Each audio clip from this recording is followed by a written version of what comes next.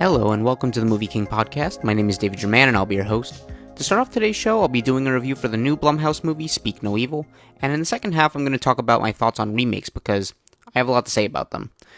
So for Speak No Evil, it's a new Blumhouse movie, as I said. It had so many ads. If you've been to the movies in the last few months, you've seen probably countless ads as I have, countless trailers. Not a very good trailer, I might add. It kind of turned my interest off for a lot of it, so I wasn't too excited about this movie, but, last week, good word of mouth started coming out. People really seemed to enjoy it, and that got me curious again. And, as I said, Blumhouse is a studio that you can get something really good like Megan, and, it's original and interesting, like also Get Out and Happy Tete, or you can have something very bland and generic like Imaginary or Night Swim or Truth or Dare, or even most recently Afraid. You never really know what you're getting with Blumhouse, and hearing good things made me pretty excited because I do like a good horror movie when it comes out, so I was very interested. And if you are not aware, because the trailer doesn't make this very clear, Speak No Evil is actually a remake of a foreign film that came out only 2 years ago, believe it or not. And that film was actually also mostly in English. So, why does this movie exist? Money is probably the main reason. But in any case, I watched the original film in preparation because I like being able to compare apples to apples and be able to kind of compare the original to what's, going on now and see just why this remake was made, why maybe get a better idea of what was going on in the heads of these filmmakers when they pitched it, hopefully besides money. But my thoughts on the original film are that it's a very good movie. It's not your traditional horror movie. It's actually kind of a satire for a lot of it. Almost like a Yorgos Lanthimos type of film. And then it just kind of slowly gets more sinister, slowly gets more uncomfortable. By the end, it just was so bleak. My jaw was just like on the floor at the end. I was like, oh my god, like what am I watching right now? It's super bleak. And, so that made me kind of curious to see what they were going to do with this one. And I just want to get it out of the way right now. Performances in this movie are very good. James McAvoy is great. He's one of the most overlooked and underrated actors right now. He's great in everything he's in. I love his work in Split and Glass. The X-Men movies, I think he's good too. There's another few I'm trying to remember that I've seen him in, but everything I've seen him in, he's very good.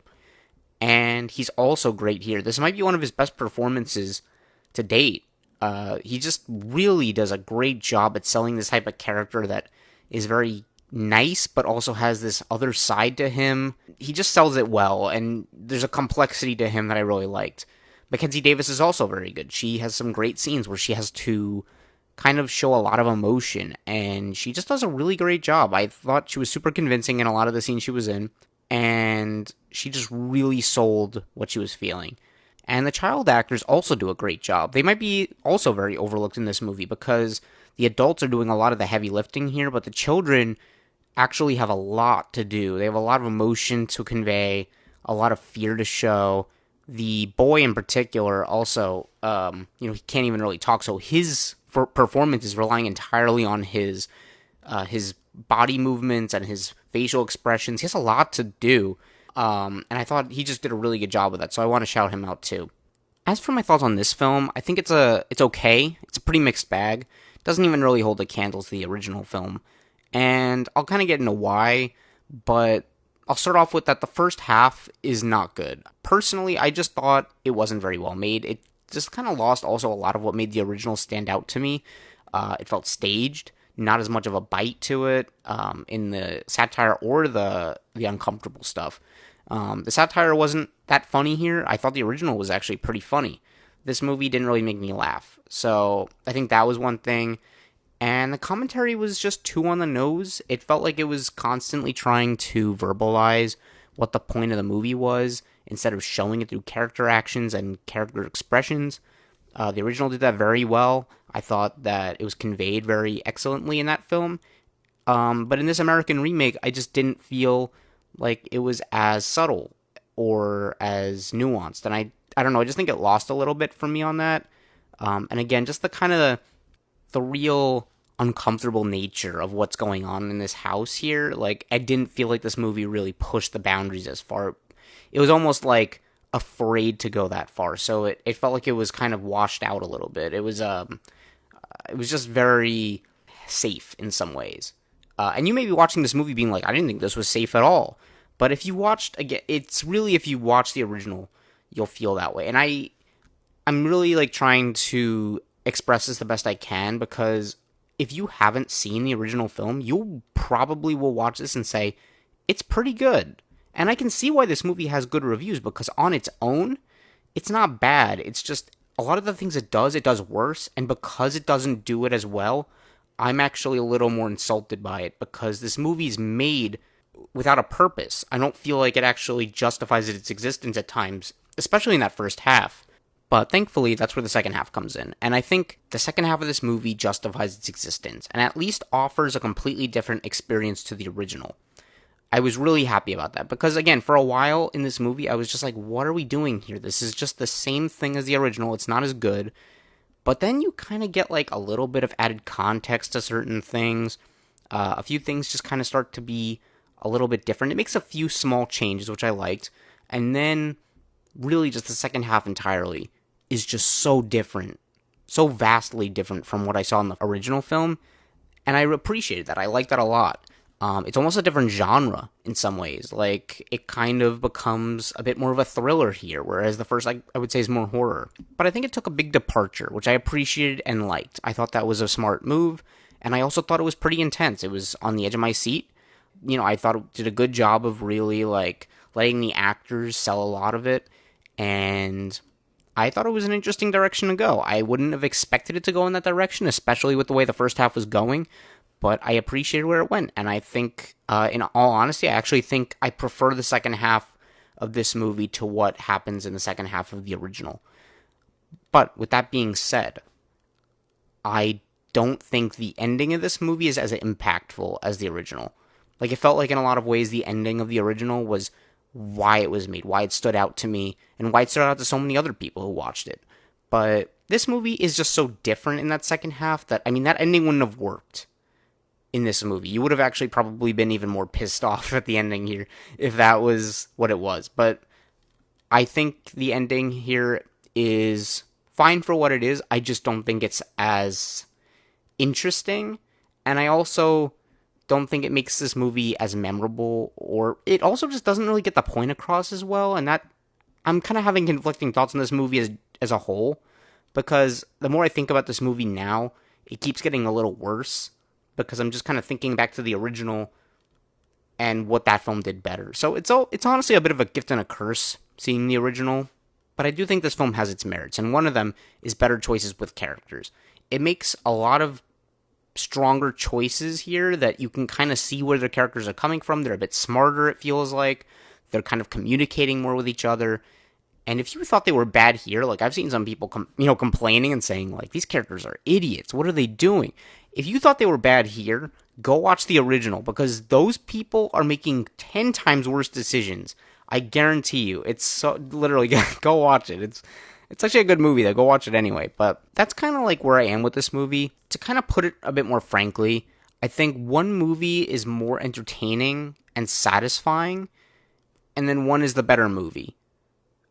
You can kind of piece together what I'm saying here, but I'm just saying this movie, this American remake, is more entertaining. It's gonna be more satisfying to the audience. You're gonna walk out probably feeling better about the movie you just watched. The original movie, you're not supposed to feel satisfied. You're not supposed to feel good about what you just watched.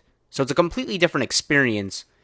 And again, that second half is really what does that. I just wish the first half of this movie was better, because honestly, I probably would have liked this better than the original if it just did a better job of that. But it's a matter of preference, honestly. Like, do you prefer a more bleak and upsetting film, but, you know, it's more thematically rich, it kind of communicates its points better? Or do you just prefer to be more entertained and satisfied with the way it's handled? Do you prefer to just, you know, sit back and feel like you're watching a good story and not really too worried about, you know, how you're going to feel at the end of it? Because, again, like, literally the ending to the original is one of the most bleak and upsetting endings I've ever seen in a movie. I was just like, if you don't know what it is, it may not even sound that bad on paper. Just watching it play out is so crazy to me. Like, it's so good. But yeah, those are kind of my thoughts on Speak No Evil. It's kind of hard for me to really talk about this movie as a standalone thing. I kind of have to compare it to the original just because they're both really competing in my head, and it's just hard for me to really see this as its own thing. But if you haven't seen the original, feel free to check this movie out. You'll probably have a good time with it. If you've seen the original, though, and you like that film a lot, I don't know if this will really win you over very much, but I think it's an interesting kind of experience to just see both of these films and see what the differences are. There actually are more than I thought there would be, especially in that second half. But for me, it didn't do too much. I wasn't crazy about it. I'd give it probably like a C plus. It's okay, but that's kind of where I stand on it. Now, with that being said, I'm going to talk about some remakes. So I'm going to kind of divide this bit of the episode into a few little sections. I'm going to kind of answer a few questions about what I think a remake is, why I think it's, why they're made, and can a remake be justified, things like that. So, to start off, I'm going to say why I don't like remakes. To me, it's just easy money. It's lazy, both within the filmmakers and the audience, because filmmakers don't have to try very hard. They're just taking a movie that's been made already and remaking it. The audience doesn't really have to think about it too much. They're just like, I've seen this movie, I'll see it again. Nothing really new here. So it's so easy money. That's why I don't like it. It's like no one's trying. It's just put in a machine and you put it out. I don't know. Also, I just think it takes away from the original film if it's too soon, especially. Like there are just movies coming out in the future, like How to Train Your Dragon live action remake and Moana live action remake. The original movies are less than a decade old, or maybe they're about a decade old. It's not that old, so it's like, why are we remaking this? And again, Speak No Evil, 2 years old. You could just watch the original. Like, it's crazy to me that these movies are being remade when we just got the original. But that's kind of why I don't like them. And that kind of gets into the question of when should there be a remake? If it's animated or foreign or even standard, like Hollywood movies, like we're getting a Naked Gun remake. To me, there shouldn't be a remake unless there's a need to update the source material. If you can find a reason to take a movie that's already existed and update it for modern audiences, maybe change something to make it a little more new for people in this generation, I think that's an interesting way to go about it. I think that would add certainly a lot to why it's made. It's just, I think you need at least 20 years though before the original. Like, I don't think we shouldn't have movies that we just saw be remade, because who's it appealing to? Who is the Moana live action remake going to appeal to? It's not like the people who watched Moana originally had kids already. So who is it for? It's only less than a decade old. So I just don't understand who these movies are made to be distributed to. So I don't know. The whole idea of remakes is pretty strange to me. It shouldn't be this soon, though, that we're getting them. I think you need to give it more time, and there needs to at least be a reason for it. But can a remake be justified? If it changes the source material enough, I believe it can. Because Speak No Evil, the first half of it did not really do anything that unique. But the second half said something totally different than the original movie. And I think that kind of is what a remake should do. It should kind of give you a different experience that says, if you want to watch a different movie, go watch the original. And if you want to watch a movie different from that, go watch this new one. Because then each one complements the other, and you get different points of view from the filmmakers. It kind of that's an interesting subject to me, and I think there's a lot of room for growth in that. That if that's what a remake needs to be, then that's fine. But when we have movies like The Lion King from Disney, that's just a total shot-for-shot remake of what we saw in the 90s, then why does that even exist? I'm like, why are we watching that? Why are we paying to see that? Because what? Photorealistic animals look cool? I mean, yeah, they do, but also photorealistic lions can't emote. So it's a total like weird, I don't know, it's just such a strange thing to me. I don't like it. But this is kind of where I want to propose something to Hollywood that is kind of where I think remakes should stand. And this goes in addition to if you want to have a remake that has something culturally different to say than the original movie did, if it's a different experience for the audience to watch, that's one thing. I think the other reason we can maybe have remakes is if we remade the movies that weren't good the first time. For example, the movie Transcendence is my least favorite movie of all time. If you've never seen it, please don't. It's a terrible movie. But that's a movie that wasted its potential so much the first time. I saw it and I'm just like, how could you mess it up this bad? How could you squander this much interesting potential? And now I'm thinking about it. I'm thinking, we have all these remakes of movies that were good the first time. We didn't need to see it again. But why not remake a movie like Transcendence? Why not, give that to a group of filmmakers who would do a better job with it? And maybe they would fail the second time, but at least maybe it would be better than the first time. And that's kind of where I stand with this. Like, if we got a remake of something like Transcendence, or if you even wanted to remake Cats, the musical Cats, the one that the one that won all the Razzies probably, that one. If you wanted to remake Cats with better direction, maybe people would actually like it. Like, I just, that's kind of something I've been thinking about a lot lately. Like, we have so many bad movies out there. We have a lot of good ones too, don't get me wrong. Like, there's tons and tons of good movies. But we have so many bad movies, and it's like, how about in the future, we maybe just remake those? Like, the ones that actually had potential to be good. Not just any movie. Not like we don't need to remake Borderlands. Or maybe we should, honestly. That actually probably did have potential. But, like, there are just so many movies out there that just are beaming with so much possibility. And I think they deserve their due. I think some of these ideas, we shouldn't, just let die. We shouldn't let these ideas just go to waste. We should do something with them.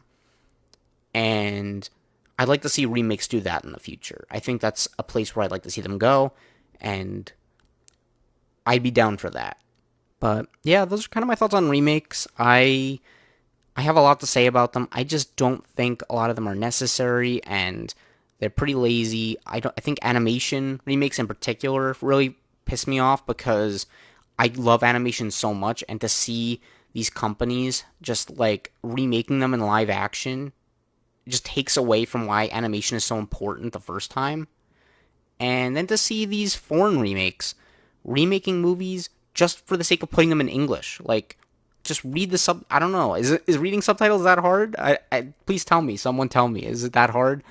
I personally, I just don't think these remakes are the types that's necessary. So I would like to see remakes that actually matter and can maybe make a difference in the film world. So that's kind of where I stand on them.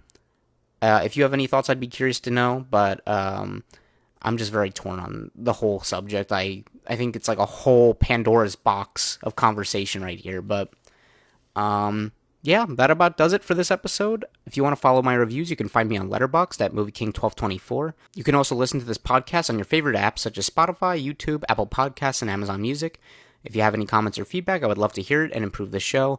And of course, if you've enjoyed this episode, please consider liking, subscribing, and hitting the notification bell to hear more like it. I appreciate you all so much for listening, and I'll talk to you next time.